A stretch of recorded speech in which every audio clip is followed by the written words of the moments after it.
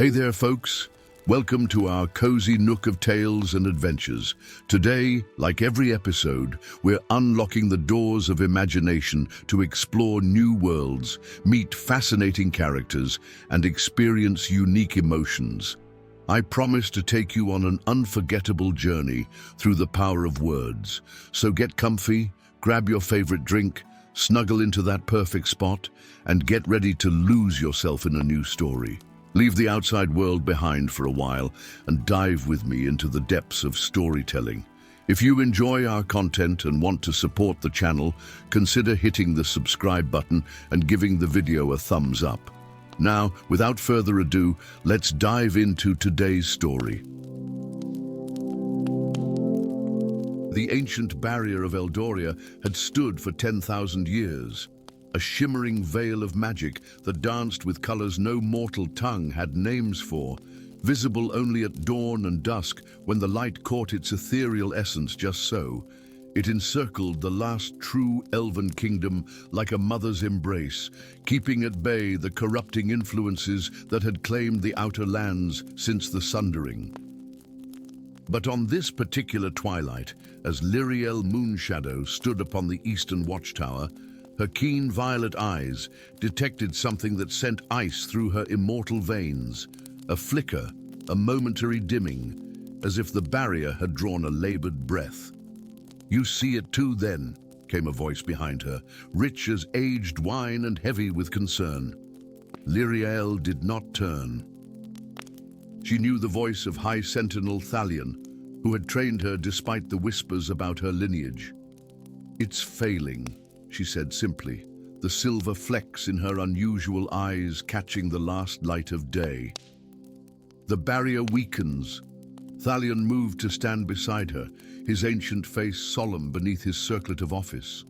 Below them, the crystal spires of Eldoria caught the dying sunlight, transforming the city into a sea of prismatic fire. Beautiful, perfect, and utterly ignorant of the doom that approached. "The council refuses to acknowledge it," Thalion murmured. "They believe the barrier eternal, as it has stood since the time of Elindari the Bright." "Then they are fools," Lyriel replied, her voice sharper than intended. She touched the silver marks on her forearm, spiraling patterns that had appeared on her 100th name day, marking her as something other. Something neither fully accepted in the high halls of the elven court, nor fully understood. What use is 5,000 years of wisdom if it blinds them to what stands before their eyes? Thalion's weathered hand fell upon her shoulder. "Perhaps it is time you knew the truth of your lineage, child, the truth I have kept from you at the command of those same wise fools."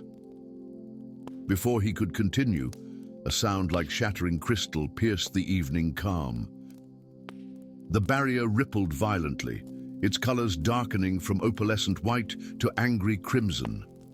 Far below, alarmed voices rose from the city streets. "There is no time," Thalion said urgently. "You must go to my chambers. In the ebony box beneath my scrying pool, you will find a map and a crystal key. Take them and go to the Forgotten Archives. Read the Codex of Guardians. It will reveal your purpose." "My purpose?" Lyriel echoed, confusion warring with the lifelong discipline that had trained her to obey her mentor without question. "You are the last of the Guardian's blood, Lyriel. The barrier responds to your bloodline alone, a secret kept even from you for your protection." Another violent flare lit the twilight sky, drawing gasps from the city below. "Go now, before the council sends their agents." They would rather let Eldoria fall than acknowledge their millennial error. The Forgotten Archives lay beneath the oldest section of the palace, accessible only through passages that shifted and changed like living things, designed to confound any without proper guidance. The crystal key pulsed in Lyriel's palm, leading her through corridors that hadn't known footsteps in centuries. The chamber she eventually entered defied the grandeur of the upper city. Here was no crystal and silver, but rough-hewn stone covered in runes so ancient they predated modern elven script. Dust lay thick upon shelves that sagged beneath the weight of tomes bound in materials Lyriel couldn't identify. The Codex of Guardians seemed to call to her, its leather binding warm beneath her touch despite the chamber's chill. As she opened it, her birthmarks flared with silver light, illuminating pages that shifted from indecipherable script to perfect clarity beneath her gaze. When the three realms were sundered and the elder powers withdrew from mortal affairs, they left behind a single safeguard against the return of the Nameless One. 3 crystals of Etheria, one entrusted to each realm, elven, dwarven, and human. So long as one crystal remained empowered, the Nameless would remain bound beyond the Veil of Stars. Lyriel read with growing horror as the truth unfolded before her. The barrier of Eldoria wasn't merely a shield against mundane threats. It was a prison wall that contained something far worse, and it was failing because the Etherean crystal of the Elves was losing power after millennia of constant use. According to the Codex, the human crystal had been lost during the fall of Athanar, 5 centuries past, which meant only one crystal remained beyond Eldoria's borders, in the keeping of the Dwarves of Khazad Morum, with whom the Elves had severed all diplomatic relations after the Great Betrayal. As the implications settled upon her shoulders like a mantle of lead, Lyriel became aware of another presence in the chamber, the soft rasp of robes against stone, the nearly imperceptible sound of a breath carefully controlled. The council was right to fear the Guardian's return, came a silken voice from the shadows. So inconvenient, your bloodline. Councillor Maedrock emerged into the circle of light cast by Lyriel's marks, his ageless face a mask of benevolent concern that failed to reach his eyes. Did your precious mentor tell you why the Guardians were disbanded? Why we found it necessary to remove them from our histories? Lyriel's hand moved imperceptibly toward the dagger at her hip. I imagine you're eager to explain, Councillor. They sought to reunite the 3 realms, Maedrock said, as if discussing a particularly distasteful culinary experiment. To restore the alliance between elf, dwarf, and human that existed before the sundering. Such naivety, such dangerous foolishness. Dangerous to whom? Lyriel challenged, suddenly understanding why Thalion had kept her heritage secret, and why he had chosen tonight to reveal it. To the natural order, Maedrock replied smoothly, to the purity of elven culture. Isolation has preserved us, guardian child. What would you have us do? Open our borders to the greed of dwarves and the chaos of humans? If the alternative is the return of the Nameless One, yes. Maedrock's smile thinned. The Nameless is a myth, a story to frighten children into obedience. The chamber shuddered as if in response, dust raining from ancient beams. Far above, the barrier flared again, visible even through layers of stone. Tell that to the barrier, Lyriel said grimly, shifting her weight to battle-ready stance. I will find the last crystal, Councillor. I will restore what was broken. You will try, Maedrock conceded, his own posture relaxing in a way that immediately set Lyriel's senses on alert. But I'm afraid the journey to Khazad Morum is perilous for one of your limited experience. Too late, Lyriel sensed the others, royal guards melting from the shadows, their enchanted armor dampening the sounds of their approach. Before she could draw her weapon, they were upon her. The dungeons beneath the ivory tower had not held a prisoner of elven blood in 800 years. Lyriel tested the silver steel manacles that bound her wrists, finding them predictably unyielding. The cell itself was beautifully appointed. This was Eldoria, after all, where even punishment was administered with aesthetic consideration, but no less secure for its gilded bars and silken cushions. Quite a predicament you've found yourself in. Elf girl, came a gravelly voice from the adjacent cell. Lyriel peered through the enchanted bars to glimpse her fellow prisoner, a dwarf, his beard elaborately braided despite his captivity, his broad shoulders still powerful beneath a threadbare tunic that had once been fine. Thorgar Stonehammer. He introduced himself with an ironic half-bow. Former Master Smith to King Barandin of Khazad Morum, currently enjoying the hospitality of your shining council for the crime of seeking diplomatic re-engagement between our peoples.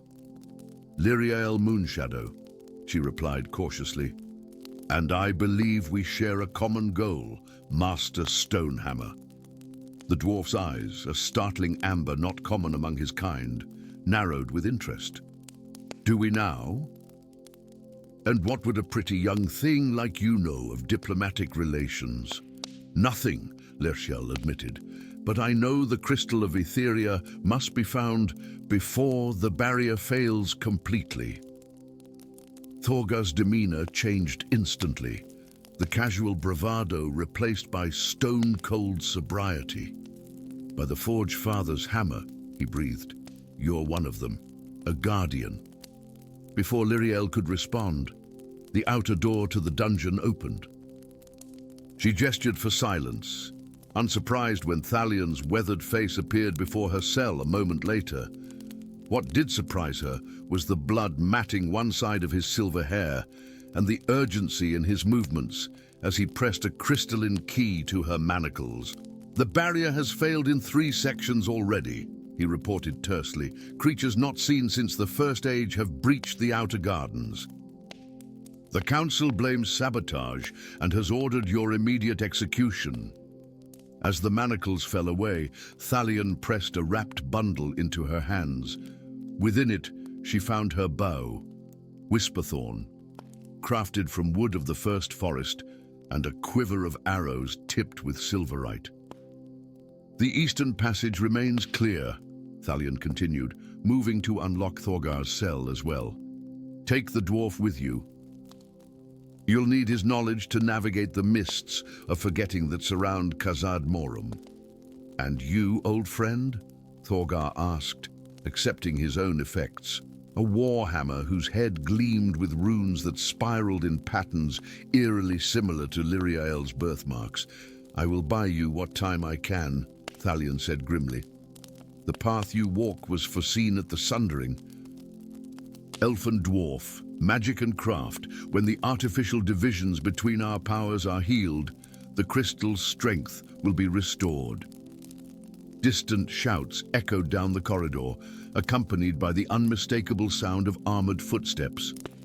Thalion pushed them toward a concealed door at the rear of the dungeon. Remember, he said, locking eyes with Lyriel one final time. The separation of our peoples was no accident of history or cultural divergence. It was deliberately engineered to prevent what you now seek to accomplish. The truth lies beneath the eternal mountain, where the last dragon sleeps upon hoarded knowledge that would unite rather than divide. As the hidden door sealed behind them, plunging Lyriel and Thorgar into a narrow escape tunnel lit only by phosphorescent fungi, the unlikely companions exchanged wary glances. So, Thorgar said finally, his voice echoing in the confined space. You seek the crystal of Etheria to save your shining city, and I seek allies to prevent my king from making a catastrophic alliance with creatures he doesn't understand. The Forge Father has a strange sense of humor. It seems our separate paths lead to the same destination, Lyriel agreed, taking the first steps into the darkness that would either lead to salvation or doom. Eldoria, tell me, Master Stonehammer, what do you know of dragons who hoard knowledge instead of gold? Behind them, the sounds of conflict faded, replaced by the whisper of ancient secrets stirring after millennia of enforced slumber. Ahead lay the mists of forgetting, and beyond them, the eternal mountain where truth and salvation waited, guarded by fire and shadow. Story 2. Deep within the heart of Kaz-Gorim, where the mountain's roots tangled with the bones of the earth, King Durgan Ironbeard stood before a wall that should not exist. His torch cast trembling shadows across ancient stonework, adorned with runes no living dwarf had laid eyes upon for 10,000 years. The secret passage had appeared after the Great Quake, a tremor so violent it had cracked pillars that had stood since the First Age, and awakened something in the mountain's depths that whispered in the dreams of the deep-dwelling miners. "Impossible," Durgan murmured, his breath crystallizing in the unnatural chill. His gnarled fingers, still strong despite his 200 years, traced runes that seemed to pulse with amber light at his touch. "Dain, this chamber predates our kingdom." Behind him, Master Archivist Thrain cleared his throat nervously. "Sire, these markings bear similarities to those found in the oldest sections of our historical records, from the time of Durin himself, the First Father." King Durgan nodded grimly. "Then perhaps they can tell us why our mountain shudders like a frightened child, why the deep veins run dry, and why even the stone refuses our tools in some passages." As if responding to his words, the sealed door before them shimmered and dissolved, revealing a perfect hemispherical chamber hewn from a single piece of obsidian. At its center floated a crystalline orb that cast no shadow despite the torchlight. Within the orb, images shifted and flowed, mountains rising and falling like waves on a sea, forests blooming and withering in the span of heartbeats, and beneath it all, a colossal form that resembled neither dwarf nor elf nor any creature known to the mortal races. Durgan approached with reverent steps. When he stood before the orb, it pulsed once, brilliantly, and projected a three-dimensional map of Kaz-Gorim, not as it stood now, but as it had been fashioned originally. The image rotated slowly, revealing that the entire mountain kingdom had been built upon something far more ancient, a sleeping titan, its enormous form curled in fetal position, its features neither wholly stone nor flesh, but something in between. Words in the ancient tongue appeared around the projection, translating themselves into modern dwarven script as Durgan watched in stunned silence. "When the three relics of Durin are reunited, the world shaper shall awaken from his slumber. The kingdom built upon his back shall be the first to know his wrath, and the last to witness his remaking of all that is." 3 days later, in the sweltering heat of the royal forgeworks, Frida Ironbeard hammered molten metal with precise, measured strikes. Each blow sent cascades of sparks dancing across her leather apron and tangled red beard, scandalously short by dwarven standards, but practical for one who spent her days amongst the flames. The sword taking shape beneath her hammer would be a masterpiece, perhaps her finest work yet, not that the Council of Elders would ever acknowledge it. A female master smith, they had scoffed when she completed her journeyman trials with unprecedented skill, unnatural against tradition. Never mind that her hands could coax metal into forms that even the most veteran male smiths could only dream of achieving. In their eyes, she remained merely the king's daughter, an unfortunate female offspring in a line that desperately needed male heirs. The hammer paused mid-swing as her father's heavy tread echoed through the forge. King Durgan rarely visited her workspace, a tacit compromise that allowed her to pursue her craft while sparing him the political headaches her unconventional path caused among the traditionalists. "Daughter," he greeted her, his voice uncharacteristically hesitant, "I have need of your particular talents." Frida lowered her hammer, noting the dark circles beneath her father's eyes and the new lines etched into his ancient face. "What troubles you, father? You look as though you've gazed upon the void itself." "Perhaps I have," he replied cryptically before producing a scroll case made of metal unlike any Frida had seen. a material that seemed to drink in light rather than reflect it. "I've found something, a prophecy and a warning. Our kingdom faces a threat greater than any in our recorded history." As Frida read the translated prophecy, the forge's heat seemed to diminish, a chill settling into her bones. The relics of Durin, but they are merely legends. The hammer that shaped the mountains, the crown that commands stone, and the shield that turns time. No longer merely legends, Durgan said gravely. Our archives confirm their existence, and our seers have pinpointed their current locations. The hammer lies in the Razor Peak Mountains to the north. The crown was last seen in the possession of the elven High Lord Iranian of the Silver Wood. And the shield... He hesitated. The shield is said to rest in the abyssal vault, beneath the sundered sea. Frida's eyes widened. Surely you don't intend to gather these relics? If the prophecy speaks true, if we do nothing, the signs suggest the Titan will awaken regardless. Durgan interrupted, his voice hardening with resolve. The quakes grow stronger. The ancient runes throughout the mountain glow with increasing intensity. We must control the circumstances of this awakening or risk destruction on an unimaginable scale.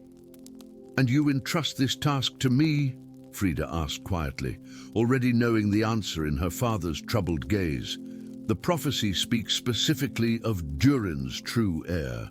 The council believes this refers to bloodline, not gender.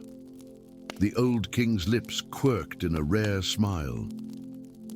Besides, who better to recognize the craftsmanship of Durin's legendary hammer than the finest smith in 7 generations? The Razor Peak Mountains lived up to their name, jagged spires of black stone that tore at the sky like the teeth of some primordial beast. Frida led her small expedition, just 5 loyal guards who had served her father for decades and therefore tolerated her leadership, across narrow paths where one misstep meant certain death in the abyssal chasms below. The map fragment from the archives had led them to this forbidding range, but offered little guidance beyond that. Frida relied instead on her smith's intuition, following veins of rare metals that glinted occasionally beneath the harsh sunlight. "We should make camp, my lady," suggested Grimnar, the eldest of her guards. "The light fades, and these peaks grow treacherous in darkness."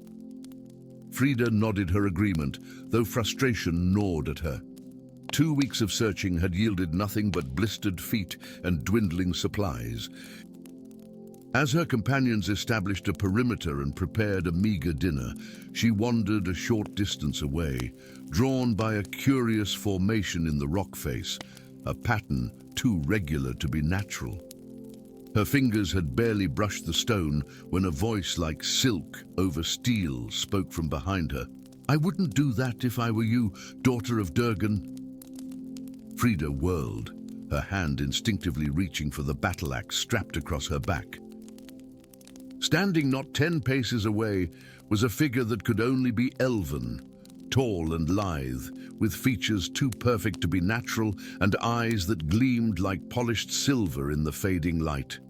A bow of white wood was slung casually across his back, though he made no move to draw it.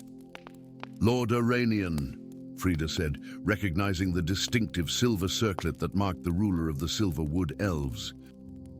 "Your reputation precedes you, though I confess I'm surprised to find the High Lord of the Elves traveling without his customary entourage."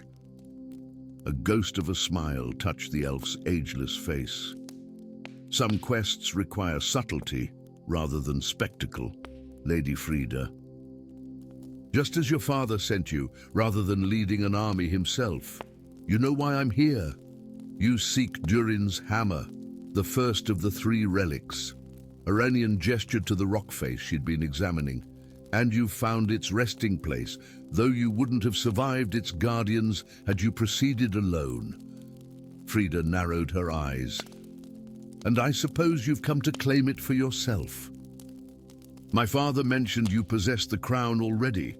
I do, Aranian acknowledged, though not for the reasons your father fears. The prophecy your king discovered is incomplete. Before Frida could demand explanation, the ground beneath them shuddered violently. In the distance, toward Khazgorim, the horizon glowed with an unnatural amber light. The tremor intensified, sending cascades of stones sliding into the abyss. Aranian moved with preternatural speed, pulling Frida away from a fissure that opened where she had stood. "It has already begun," he said grimly, "the partial awakening. We have less time than I feared."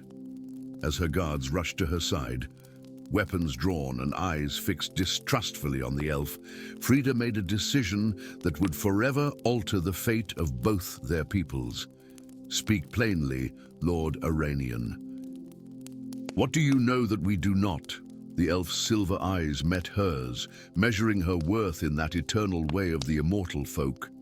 "The being beneath your mountain is not a titan, but something far older, an architect of reality, imprisoned by the combined might of the first elves and dwarves when the world was young.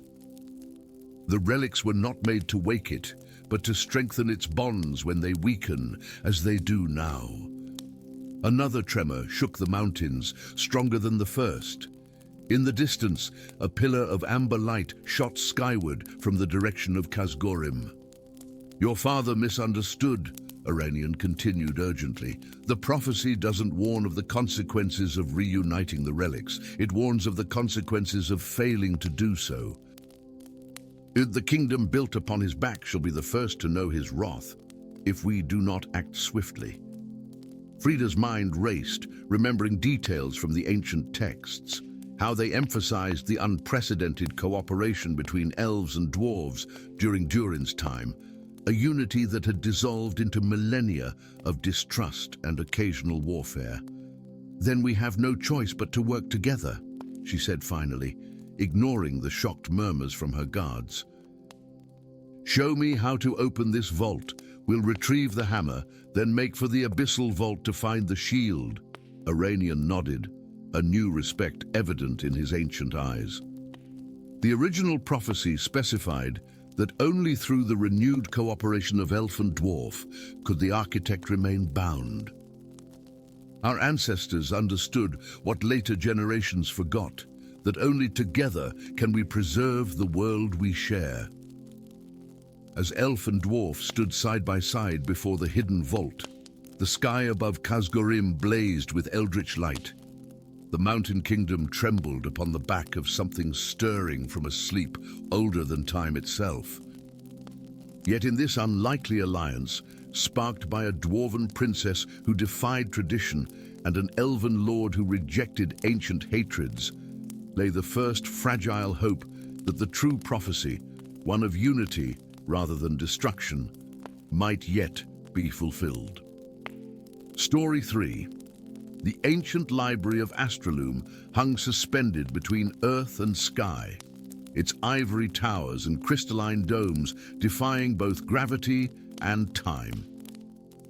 Once the greatest repository of magical knowledge in the Seven Realms, it now lay in magnificent ruin, half swallowed by the whispering forest that had reclaimed its lower levels over the centuries. Marble staircases spiraled into mist-shrouded heights where no foot had tread for 1,000 years, and shattered archways opened onto chambers where starlight pooled like water, even at midday.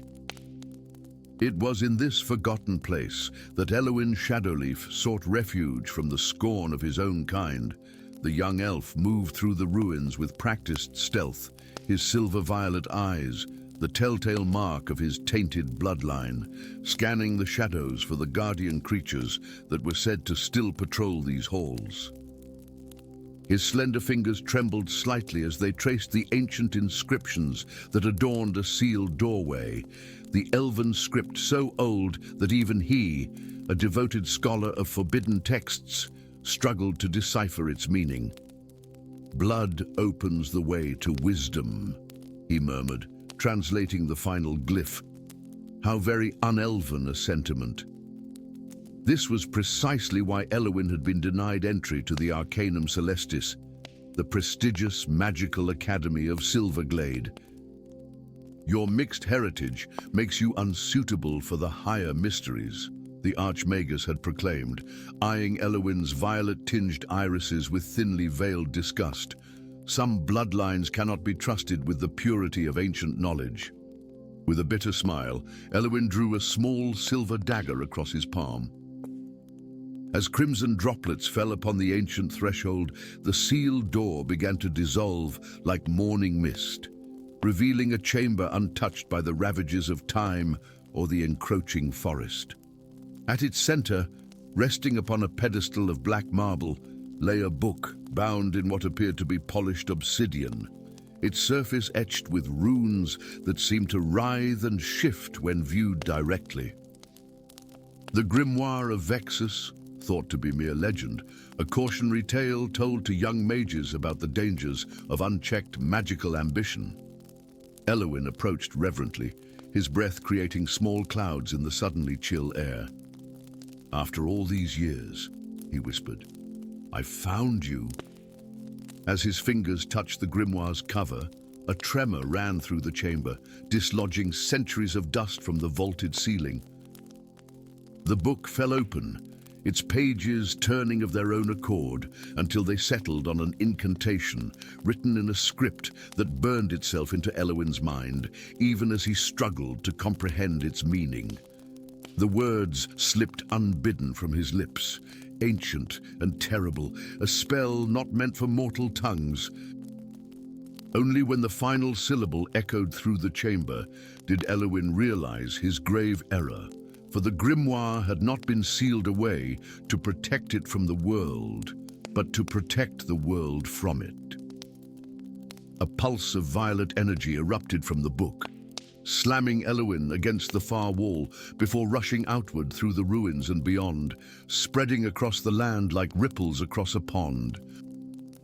As consciousness faded, Elwyn's last thought was not of the thrill of discovery, but of horror at what he might have unleashed. 7 days later, in the soot-stained workshop carved deep within the Ironheart Mountains, Brynhild Stonebinder worked feverishly at her alchemical apparatus. The dwarf woman's thick auburn hair was bound in complicated braids, interwoven with copper wire. Her beard, scandalously short by dwarven standards, adorned with beads that glowed with inner light. "Almost there," she muttered, adjusting the flow of a shimmering liquid from one crystal vessel to another, just a bit more essence of moonlight.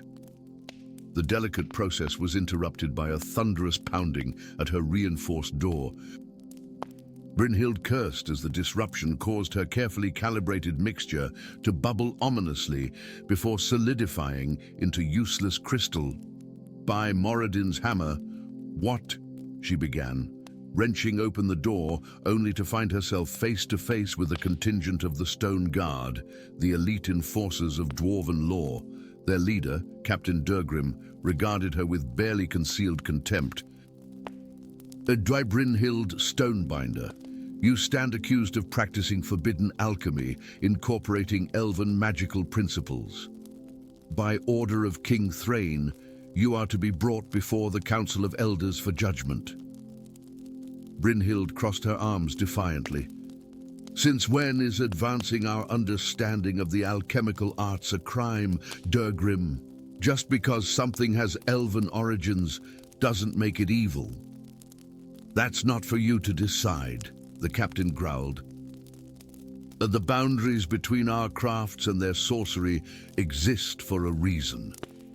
Before Brynhild could form a retort, a commotion erupted from the tunnel behind the guards. A breathless messenger pushed through their ranks, his face ashen beneath his beard. "Captain, the sentries at the eastern gate, they've turned to stone. And reports are coming in from across the kingdom, creatures of magic, petrified where they stood." Durgrim's accusatory gaze swung back to Brynhild. "What have you done, Stonebinder?" "Nothing," she protested. "This isn't possible with any alchemy I know." As if to punctuate her denial, one of the younger guards suddenly stiffened, a look of horror crossing his face as his skin hardened and grayed, transforming into perfect granite from feet to head in a matter of seconds. In the chaos that followed, Brynhild made a decision that would forever change her fate. Grabbing a satchel of her most essential tools and ingredients, she slipped past the distracted guards and fled deeper into the mountain, toward the forgotten tunnels that led to the surface world, a world she had not seen in 20 years. Fate works in patterns more complex than the finest dwarven filigree or the most intricate elven enchantment. Thus it was that Elwin Shadowleaf, fleeing the bounty hunters dispatched by the Elven High Council, stumbled upon Brynhild Stonebinder as she emerged from a hidden mountain passage into the light of the waning moon. Their initial meeting was hardly auspicious, a clash of drawn daggers and mutual suspicion, accusations hurled like poisoned darts. Yet as the night deepened around them and tales were reluctantly exchanged, the improbable truth became clear. They shared a common enemy in the rigid traditions that had cast them out, and now a common purpose in undoing the catastrophe Elwin had unwittingly unleashed. "The curse is spreading," Elwin explained, watching as a nightingale in mid-flight suddenly transformed into a perfect stone replica, plummeting to the ground where it shattered into countless fragments. Every creature with inherent magic is affected. Soon, it will claim all elves, the magical beasts, perhaps even the dwarven runesmiths whose craft borders on the arcane. Brynhild's clever fingers turned a fragment of the stone bird over thoughtfully. This isn't ordinary petrification. The molecular structure has been fundamentally altered at a level beyond conventional magic. "It's divine punishment," Elwin said grimly. The grimoire revealed fragments of the true history. Long ago, elves and dwarves worked together to steal the secret of creation from the gods themselves. They were punished, their races divided, their memories altered to ensure they would never again combine their knowledge. "And you triggered some kind of failsafe by reading from this grimoire," Brynhild concluded. Second punishment for daring to reclaim that forbidden knowledge." The unlikely pair traveled across a landscape increasingly dotted with stone figures, elven rangers frozen in mid-stride, magical creatures captured in moments of terror, even trees of enchanted groves turned to unyielding stone. Tales of the curse spread faster than the affliction itself, and soon Elwin found himself hunted not just by the Elven High Council, but by desperate commoners seeking a scapegoat for their fears. Their journey led them to the Twilight Sanctum, a neutral ground where, centuries earlier, the last accords between elves and dwarves had been negotiated. Here, surrounded by ancient treaties now crumbling to dust, Brynhild worked tirelessly at a makeshift forge while Elwin delved deeper into the grimoire's forbidden pages. "The curse can only be broken by undoing what was done," Elwin said one evening, looking up from the grimoire with eyes reddened from days of study. We must recreate the original act of cooperation between our peoples, combining elven high magic and dwarven craftsmanship to forge something that neither could create alone." Brynhild nodded, her face illuminated by the magical fire of her portable forge. "I've been working on something that might serve. An artifact that combines dwarven metallurgy with elven enchantment principles. A catalyst capable of reversing the molecular transformation. But I would need to channel my magic through it," Elwin said hesitantly. "Magic I've never been trained to use, from traditions I've been denied." The dwarf woman's eyes met his across the fire. "Then I will teach you what I know of elven magic. The techniques I've gleaned from forbidden texts and adapted to alchemical principles. It won't be the pure tradition your people guard so jealously, but perhaps that's precisely what we need. Something new, something neither fully elven nor dwarven. For 7 days and nights, they worked in perfect harmony, Brynhild forging a medallion of impossible complexity, Elwin learning to channel his untrained power through its crystalline matrix. On the 8th day, as the medallion neared completion, the stone guardians arrived. They came in silence, elven champions and dwarven defenders, now unified in their transformation to living stone. Their eyes glowed with supernatural light as they surrounded the sanctum, directed by the will of whatever divine power had engineered the curse. "They've found us," Elwin whispered, watching as the stone army methodically began dismantling the outer walls. Almost finished," Brynhild replied, her voice steady despite the sweat beading on her brow. "The matrix is complete. I just need to stabilize the final enchantment." As the stone guardians breached the inner chamber, Elwin made his choice. Standing protectively before Brynhild's forge, he embraced the forbidden magic he had glimpsed in the grimoire. Power that coursed through his impure blood with unexpected resonance.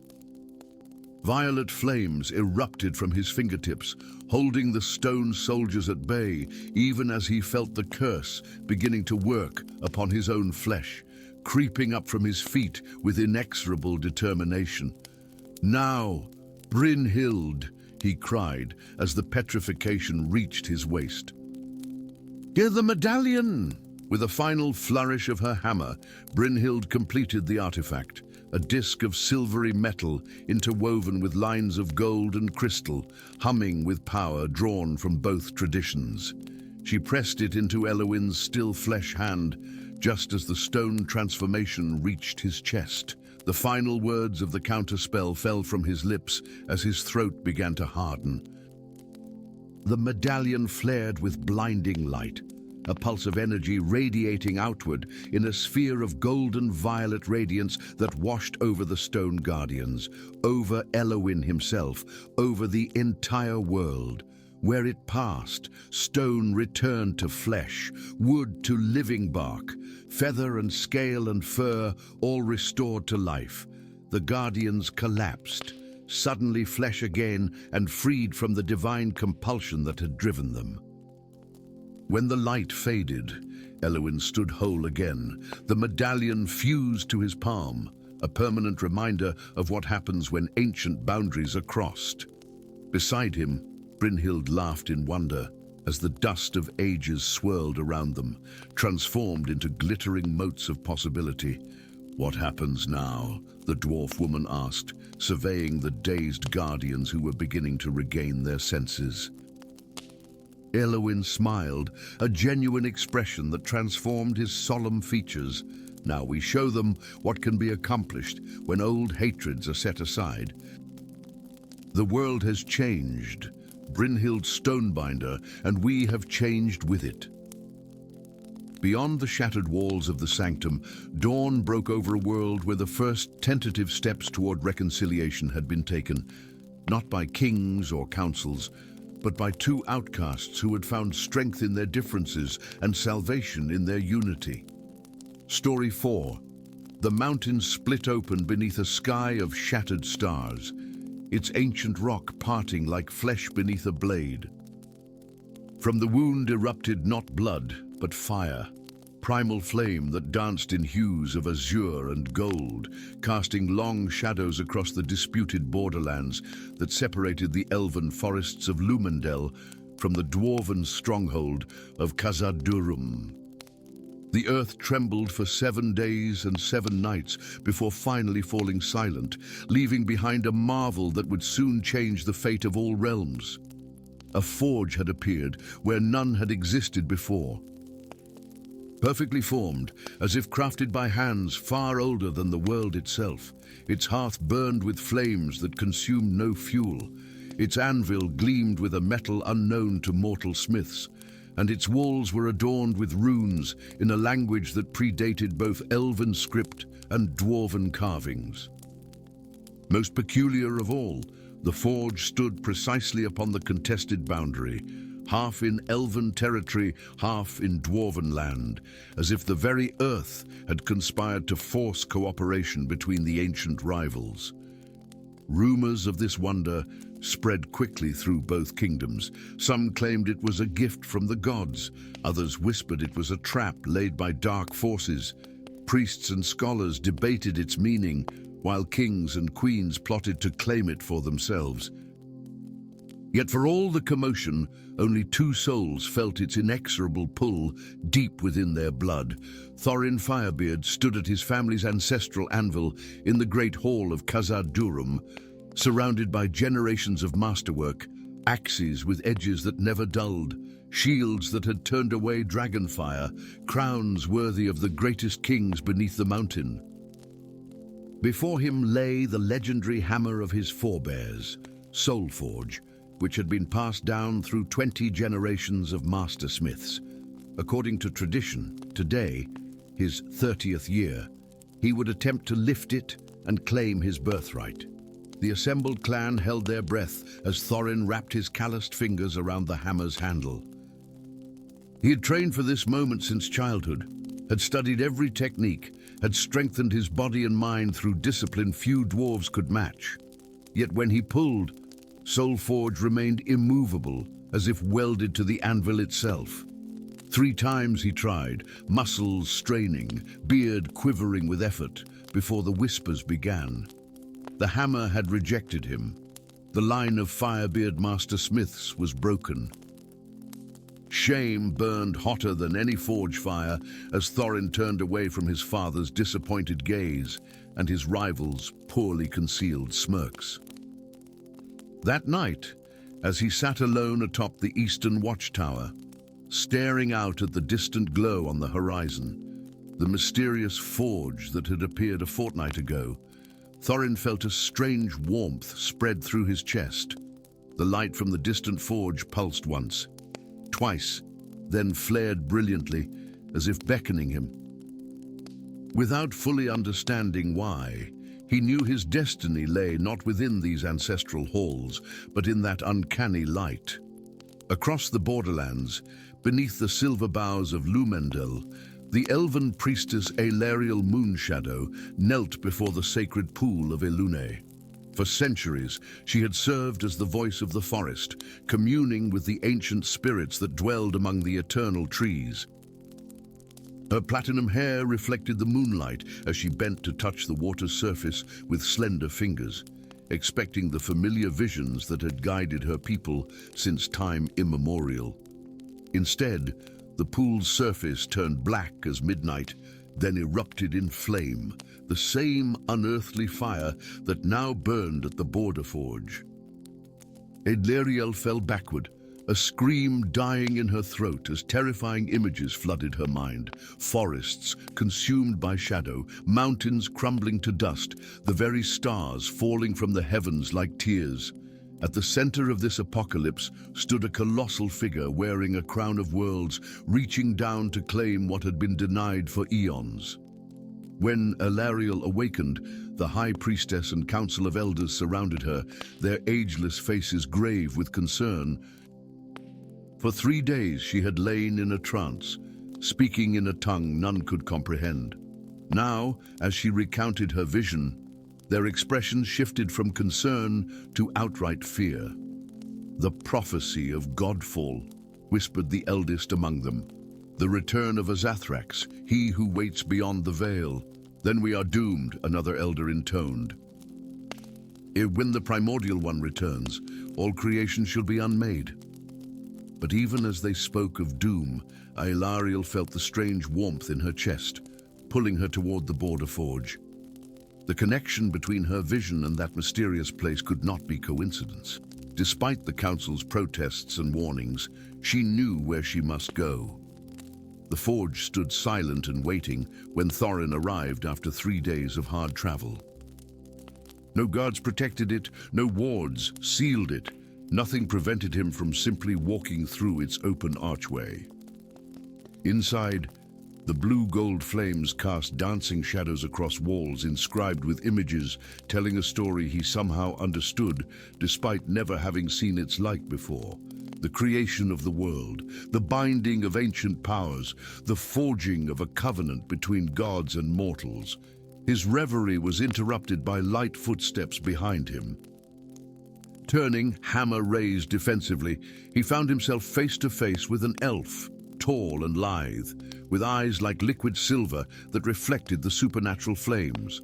Under normal circumstances, ancestral hatred would have demanded he drive any elf from a place of such power. Instead, he merely lowered his hammer and nodded in silent acknowledgement. "You felt it too," Elariel said. "Not a question, but a statement of fact." "Heard the calling," Thorin agreed, one hand unconsciously moving to his chest where the warmth had settled, as if something here knows me. "It does," came a third voice, resonant and ancient, seeming to emanate from the forge fire itself. The flames leapt higher, coalescing into a figure of pure energy. "Well, it knows you both, for you carry within you fragments of those who built this forge at the dawn of creation." The fiery apparition split and reformed into two distinct entities, one broad-shouldered and crowned with mountain peaks, the other slender and wreathed in starlight, gods long forgotten, their names erased from mortal memory when the world was young. "I am Moradin, shaper of stone," rumbled the first. "And I am Elindra, weaver of light," sang the second. "Once we were among the pantheon that brought order to chaos." They spoke in unison. "We forged the chains that bound Azathrax beyond the veil of stars when he sought to unmake what we had created. Now he stirs again," Elindra continued, her flame form flickering with urgency. "The bindings weaken, the veil thins." "And we have diminished," Moradin added grimly. "Our power faded as mortals forgot our names. We can no longer stand against him directly." "So you need us," Thorin said, understanding dawning like the break of day. "That's why Soulforge rejected me. I was meant for a different path." Elariel stepped forward, her face illuminated by divine light. The vision in the pool. It was a warning. Azathrax returns to claim what was denied him. "Yes," the gods confirmed together. "Adi, we chose you both before your births, placed fragments of our essence within your souls. You are our avatars, the hands through which we might still shape destiny." The forge fire flared higher, revealing what lay upon the ancient anvil. Raw materials unlike any found in mortal realms. Metals that flowed like water, gems that contained galaxies within their facets. Wood that whispered with the voices of 1,000 forests. "Martin, with these materials and this forge, you can create a weapon capable of severing a god's connection to reality," Elindra explained. "But know this, such a weapon comes at great cost. To forge a godslayer is to sacrifice the source of all magic in the world," Moradin warned. "The power that gives life to your enchanted forests, that fuels the eternal flames of dwarven forges, that allows the very existence of fantastical beings, all will fade." "And if we refuse?" Thorin asked, though he already suspected the answer.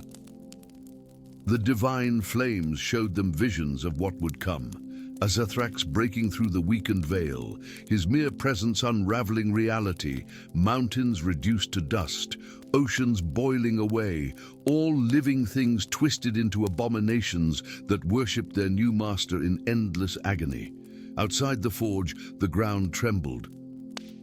From the east and west came the sound of marching armies, elven and dwarven forces advancing to claim the forge for their respective kingdoms, unaware of the cosmic drama unfolding within. "Time grows short," the gods warned. "Already the kings and queens of your realms move to seize this place, blind to the greater threat." Elariel and Thorin exchanged glances, centuries of racial mistrust momentarily forgotten in the face of apocalypse. "If we forge this weapon and use it to defeat Azathrax," the priestess asked, "what becomes of the world without magic?" "Different," Elindra answered simply, changed forever, but surviving. And if we destroy the forge instead? Thorin questioned, eyeing the anvil thoughtfully. The gods fell silent, flames dimming momentarily before Muradin spoke. None can foresee that path with certainty. The forge exists outside fate's tapestry. As armies drew nearer and cosmic doom approached, elf and dwarf stood together at the crossroads of destiny. Between them lay an impossible choice: forge a weapon to save a diminished world, or destroy the forge and face uncertain doom with the hope that unity might find another way. In that moment of decision, something remarkable occurred. The fragments of divinity within them resonated, opening a third path neither god had foreseen. For when Thorin's hand closed around Hammer and Elariel's fingers interlaced with his own, the forge's flame changed, not extinguished, not used to create a god-slayer, but transformed into something new. "We choose neither destruction nor diminishment," they declared in unison. But renewal. The forge exploded in light that reached to the heavens, visible to all armies approaching from both kingdoms. When the radiance faded, the forge remained, but transformed, now a place of healing rather than weaponry, of creation rather than ending. The first alliance of dwarf and elf in 10,000 years had rewritten destiny itself. And as for Azathrax, the stories say that when he finally breached the veil, he found not a world ripe for conquest, but a realm protected by a new covenant, one forged not by gods alone, but by the united will of those who had once been enemies, now standing together as guardians of a future neither race could have built alone. Story 5. In the silvered light of 3 moons, the city of Thornvale vanished without a sound. Where once proud spires had reached toward the stars and the laughter of children had filled cobblestone streets, now only an empty valley remained, unmarked save for a single arcane symbol burned into the earth, a circle bisected by a jagged line, surrounded by runes that seemed to shift when viewed directly. The symbol pulsed with a faint blue glow, as if breathing in rhythm with some distant, unknowable heart.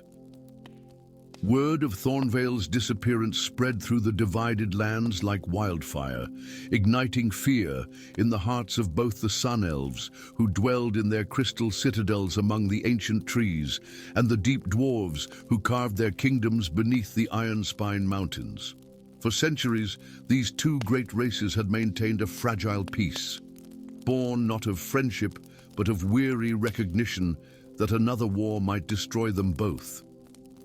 Now, in taverns and council chambers alike, accusations flew like arrows, each side suspecting the other of wielding some terrible new magic.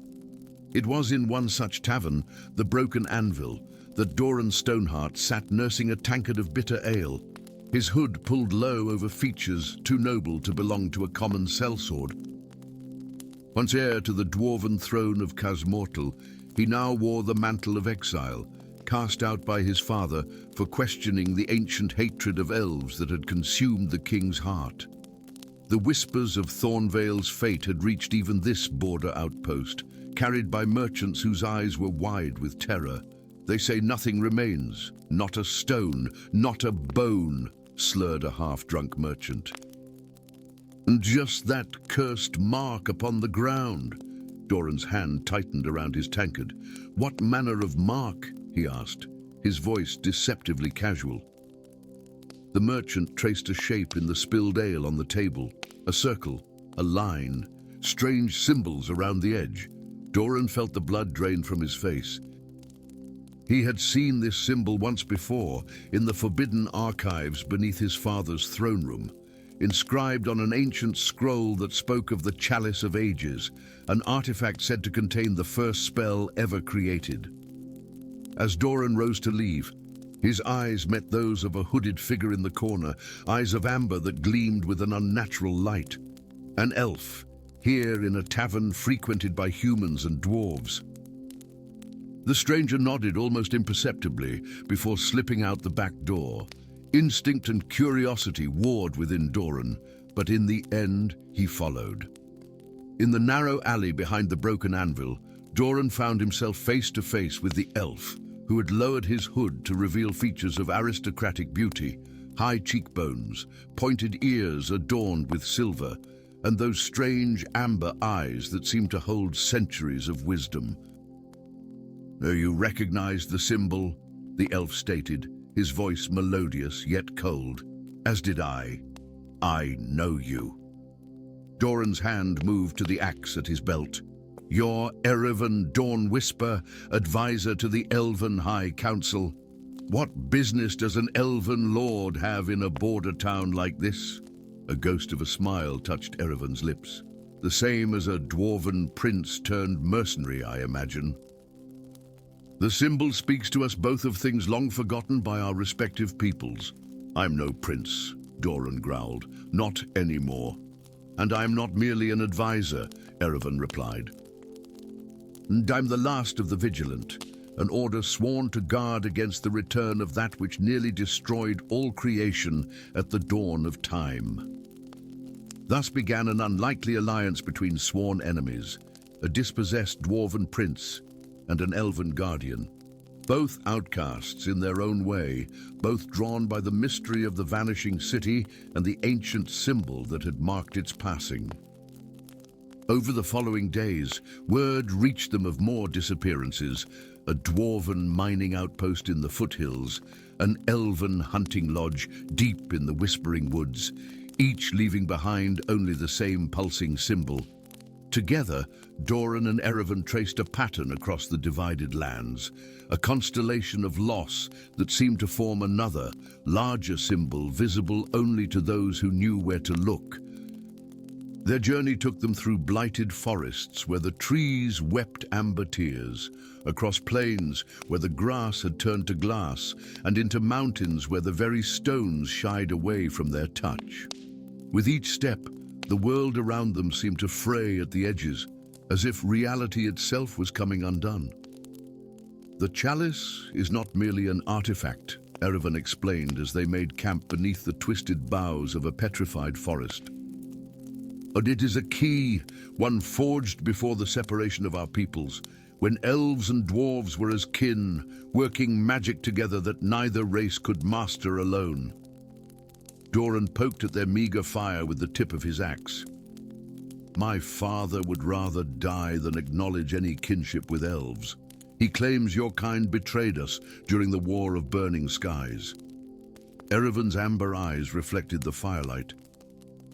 "And my people teach that dwarves stole the secrets of creation during the Sundering. Both tales are fragments of a truth too terrible for either side to fully remember."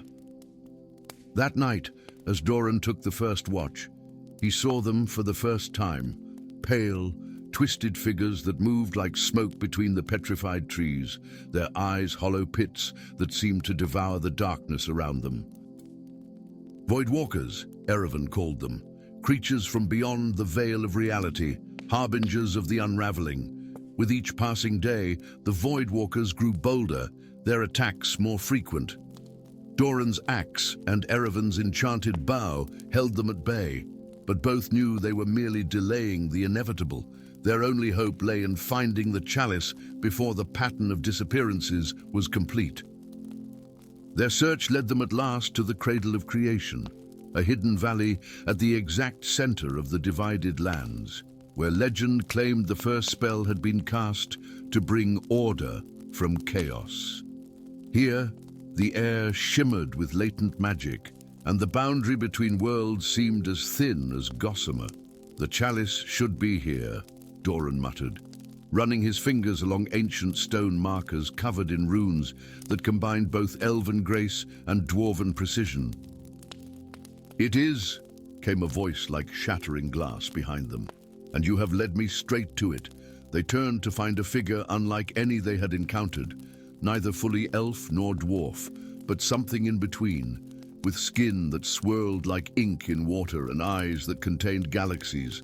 the Shadow Architect, master of the Void Walkers, who had orchestrated the disappearances as part of an ancient pattern. "Oh, you don't understand what you're interfering with," the figure said, its voice resonating on multiple planes. "This world is trapped in an endless cycle of creation and destruction. I seek only to break that cycle, even if it means sacrificing half of all existing life. By destroying entire cities," Erevan notched an arrow to his bow, "by unleashing creatures of the void upon innocent people." The Shadow Architect's laugh was like distant thunder. "Not destroying, transforming, moving them beyond this flawed reality into the next iteration. The pattern is nearly complete.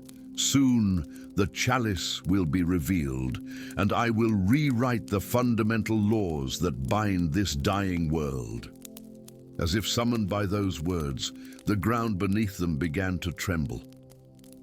The stone markers around them rose into the air, arranging themselves in a complex three-dimensional lattice that mirrored the pattern of disappearances across the land.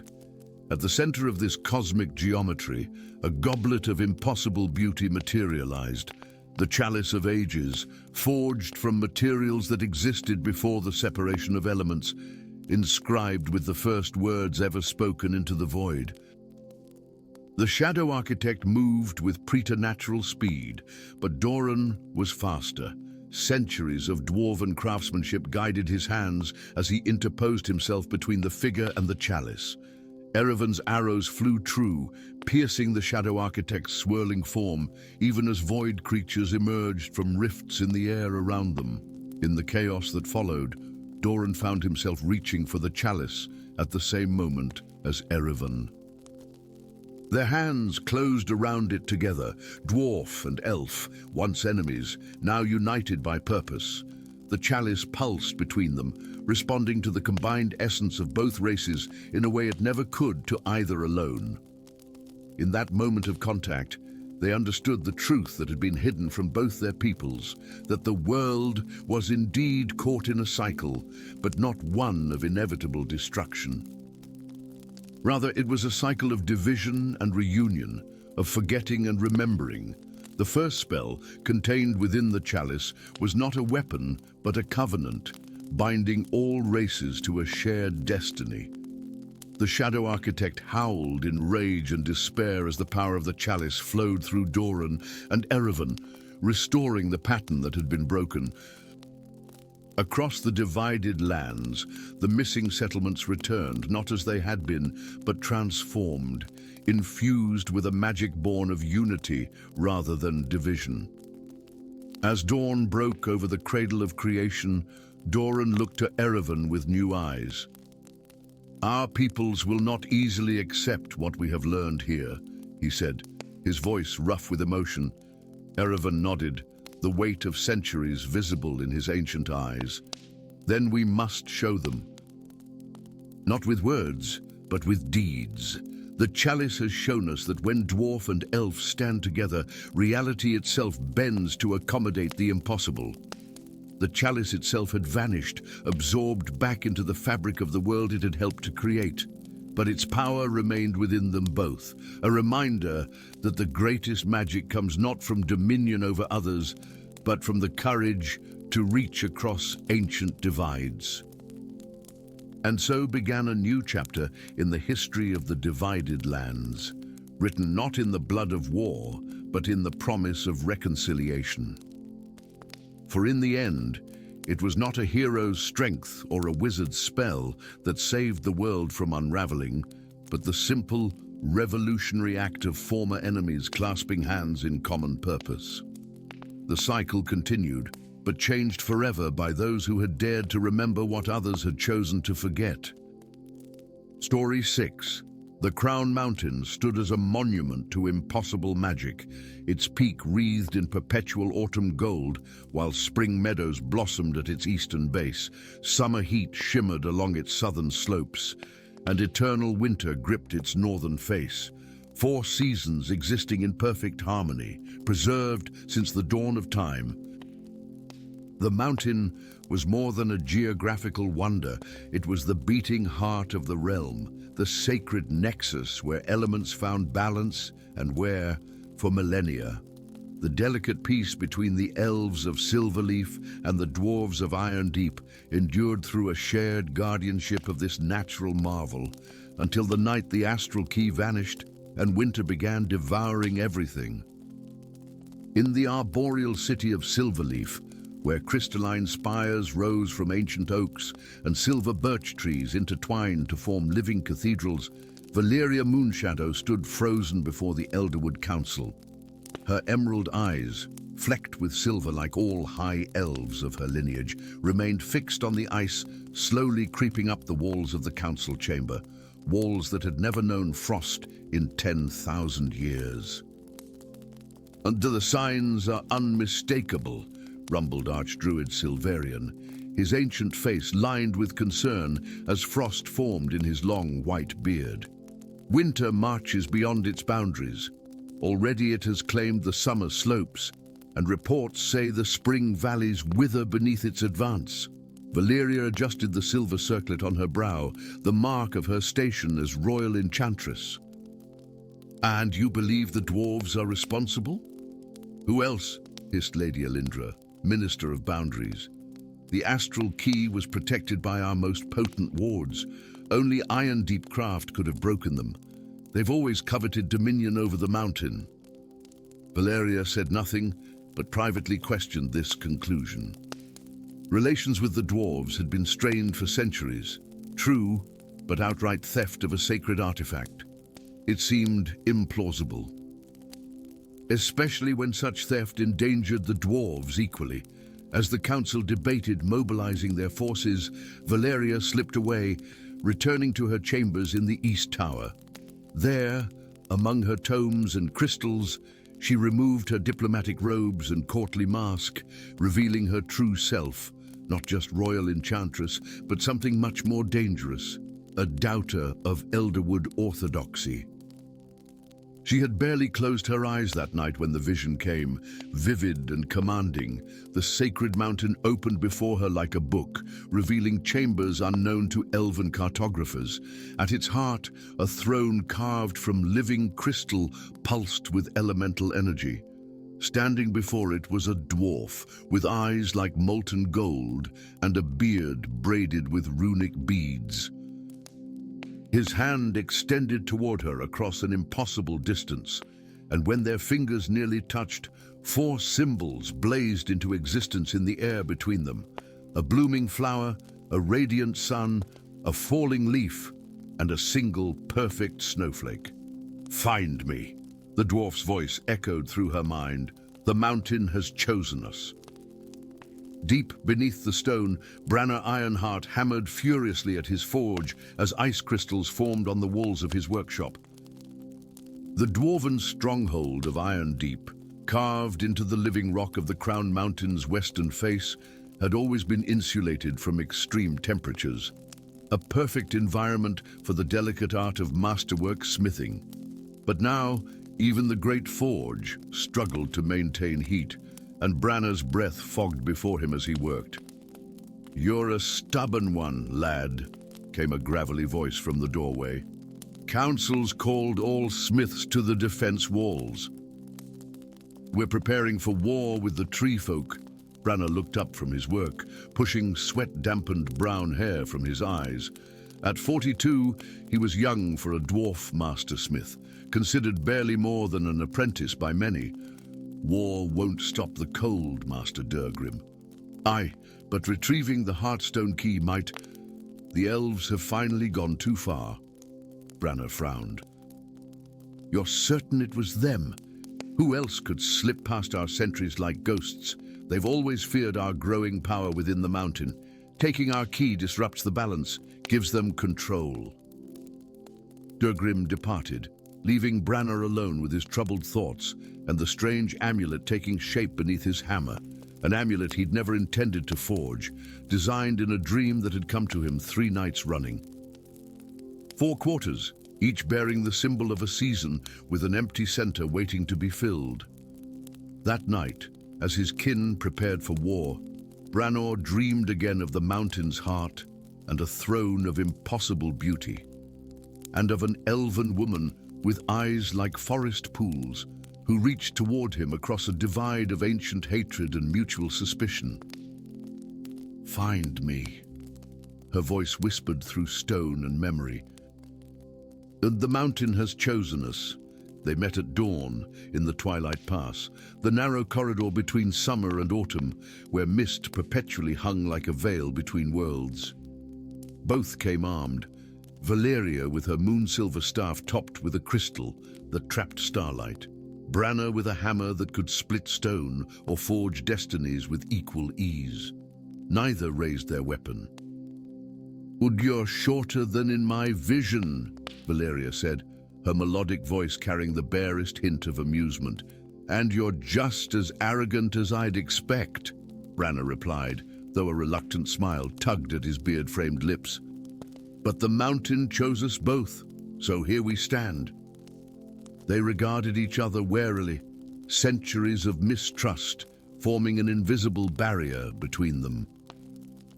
Yet something deeper, the shared vision, the urgency of their mission, perhaps even fate itself, pulled them forward. "Your people prepare for war," Valeria said finally. "As do yours," Branna nodded. "Neither side will listen to reason now." "The winter advances too quickly. Fear drives them to old hatreds. Then we must be swift." She extended her hand, revealing an amulet that mirrored his own creation. 4 segments, each bearing a seasonal symbol. "The visions showed me how to craft this, though I confess I know not its purpose." Branna stared at the impossible duplicate of his work. "Together they must form a key," he said, withdrawing his own amulet. "But to what lock, I cannot say." With unspoken agreement, they joined their amulets. The pieces fused instantly, forming a perfect circle divided into 4 colored quadrants: spring's gentle green, summer's fiery red, autumn's burnished gold, and winter's icy blue. The empty center filled with crystalline light, forming a 5th element that bound the others in harmony. As the key completed itself, the mountain trembled beneath them, and a hidden path appeared in the mist-shrouded cliffside, a path leading inward to secrets long forgotten by both their peoples. The journey through the mountain's heart tested them in ways neither had anticipated. Each sanctuary required sacrifice and understanding. In the spring sanctuary, Valeria surrendered a lock of her silver-blue hair to awakened flowers that blessed them with resilience. In the summer chamber, Branna gave up his most treasured possession, the first hammer his father had forged for him, to flames that granted them courage. The autumn hall demanded truth, forcing them to confront the histories their peoples had hidden, how elves and dwarves had once been allies, even friends, before pride and misunderstanding drove them apart. The winter cavern required them to share warmth when all seemed lost, huddling together against biting cold until they discovered that their unity itself was magic enough to light the path forward. With each trial, the winter pursuing them slowed its advance, but still it came. Unnatural frost, driven by a will beyond the mountain's own rhythm. "Someone controls this winter," Valeria realized as they approached the final chamber. The natural balance was broken by design. Branna nodded grimly. "Indeed, the visions never showed us who stole the keys, only that they must be returned." They entered the mountain's heart, a vast cathedral-like space where massive crystal formations captured light from an unknown source, fracturing it into rainbows that danced across walls veined with precious metals and gemstones.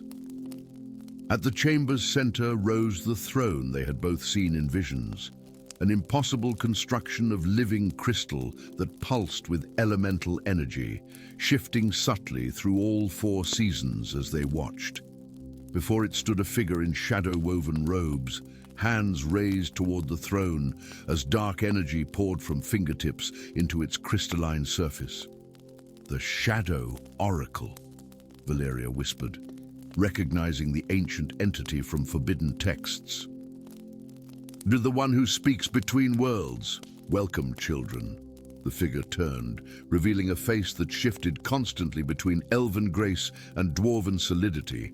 Neither one nor the other, but something more ancient than both. You've arrived just in time to witness transformation. What transformation? Branna demanded, hammer raised. The end of your petty divisions. For millennia, I've watched your people squabble over this mountain when neither truly understands its purpose. This throne doesn't merely balance seasons, it balances time itself. The oracle gestured toward the crystalline seat. With the 2 keys I took from your peoples, I will unravel time's tapestry and reweave it anew. You stole from both our peoples, Valeria realized, to provoke war between us. A necessary sacrifice. The conflict releases the ancient energy bound in your mutual hatred, energy I need for the unmaking. Ice crept along the floor toward them as the oracle's power grew. Outside, they knew. Armies of dwarf and elf approached from opposite sides of the mountain, ready for bloodshed that would only feed the oracle's dark purpose. Valeria and Branna exchanged glances, understanding passing between them without words. Together, they raised the unified amulet, the true key formed from their cooperative crafting. Your stolen keys are mere fragments, Branna declared. The mountain chose us to craft its true guardian. The oracle's shifting face contorted in rage as they approached the throne, the unified amulet glowing brighter with each step. When they placed it in the throne's center, light exploded outward in concentric rings of seasonal color. Spring's green, summer's red, autumn's gold, and winter's blue, racing through the chamber and beyond, throughout the entire mountain. The Shadow Oracle screamed as the light touched its shadow form, unraveling the darkness that had sustained it for eons. You cannot undo what has been set in motion. The seasons are already unbalanced. Winter will consume all. Valeria turned to Branna. The throne needs guardians. 2 as 1, he nodded, understanding.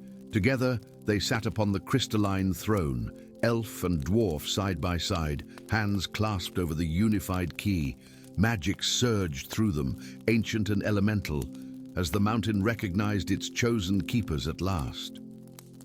Outside, elven and dwarven armies halted their advance as the mountain blazed with light, each slope resuming its proper season. Spring flowers erupted through melting snow, summer heat returned to southern faces, autumn leaves danced on western winds, and winter maintained its rightful place in the northern realm. Within the heart chamber, the throne of seasons transformed, reshaping itself around its new guardians, no longer a seat of solitary power, but a shared space where differences found harmony. Valeria and Branna felt the mountain's consciousness enfold them, showing visions of the future they must build, one where elf and dwarf remembered their ancient kinship and worked together as custodians of balance.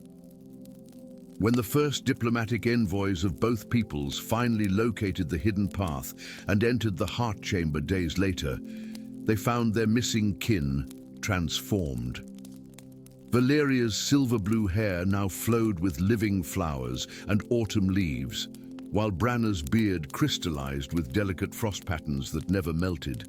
Their eyes held the light of all seasons as they welcomed their peoples to the truth they had discovered. The mountain was never meant to divide us, Valeria told the astonished gathering, but to remind us that, like the seasons, we are strongest in cycle and balance, Branna finished. From that day forward, the Crown Mountains stood as monument not only to natural harmony, but to the renewed alliance between elf and dwarf. And if travelers sometimes glimpsed 2 figures walking its slopes, one tall and graceful, one stout and strong, both trailing seasonal magic in their wake, they knew the Guardians watched over all, ensuring that never again would winter advance beyond its boundaries, nor ancient hatreds consume what was meant to flourish in unity.